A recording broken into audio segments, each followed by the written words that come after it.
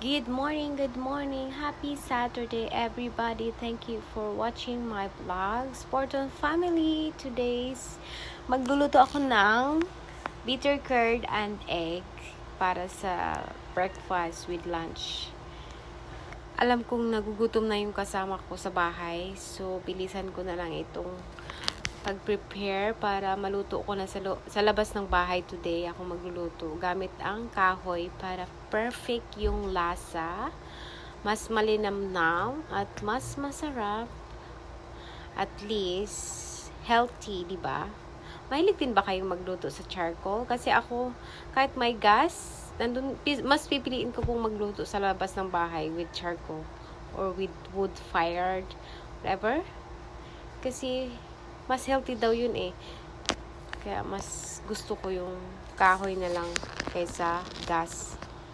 Kasi alam mo ba yung gas, minsan na maamoy ko pag inopen mo, nalalanghap ko yung gas na galing sa tangke. Kaya, ayun. Ito na nga, at nilagyan ko na ng pepper. Kinayod ko na nga pala para mas mabilis. Sibuyas, kakayurin ko rin yung bawang para mas maliit siya, at haluan ko ng butter mamaya. Ayan na, maliliit na sibuyas.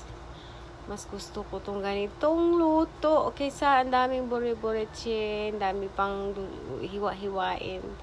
Kaya gulay na lang, and gulay is life. And bitter curd is good for kidney. And kung meron kayong mga batang maliliit, pakainin nyo na ngayon. Mas healthy ito. Lalo na sa mga teenager na puro na lang junk food, western food na kinakain. Ayan na ang finished product, and gutom na kami. So kakain na kami ni Kano. Thank you for watching, guys. God bless.